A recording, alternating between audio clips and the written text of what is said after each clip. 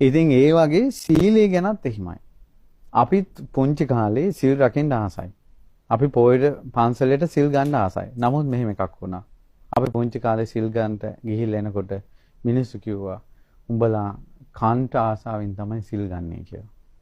ඇයි පොයදාට තේ දෙනවනේ. මිනිසුන් දෙන කෑම කන්ට ආසාවෙන් සිල් ගන්නේ කියලා. ඒකට අපේ හිතට මොකක්ද වුණා?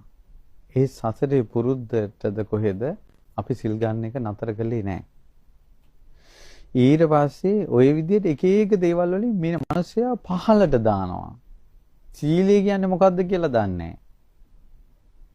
ඊට පස්සේ මට වෙච්ච දේවල් ඊට පස්සේ දවසක් මම තැනකින් යනකොට මේ මම හිතේ දෙබරයක් ඇවිස්සලා දෙබරෙද්ද කොහෙද කෑවා. ඊට පස්සේ ළඟ හිටපු වයසක මිනිස්සු කිව්වා උඹ සිල් ගන්නවානේ. කෝ සීලේ බලේ කිව්වා.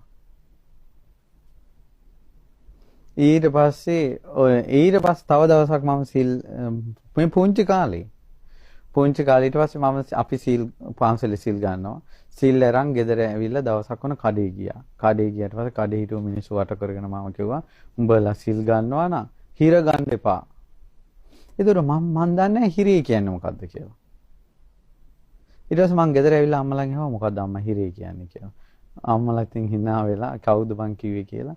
හිරේ කියන්නේ විවාහයක් වෙනවට. හැබැයි වචනේ නම් හරි. ඊට පස්සේ ඔය පොඩි උන්ගේ හිතට දාන ඒවා.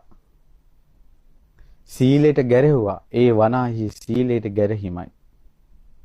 ඊට පස්සේ තව අපි ඕන භාවනා වැඩසටහන් වලට එනතුරු අපි සාමාන්‍යයෙන් ඉස්කෝලේ 12 වසර 13 වසර ඉගෙන ගන්න කාලේ අපි භාවනා වැඩසටහන් වලට ගිහිල්ලා එනකොට මිනිස්සු කිව්වා සිල් ගන්න ගියා අඩියක් ඵලයන් උඩින් එහෙනම්.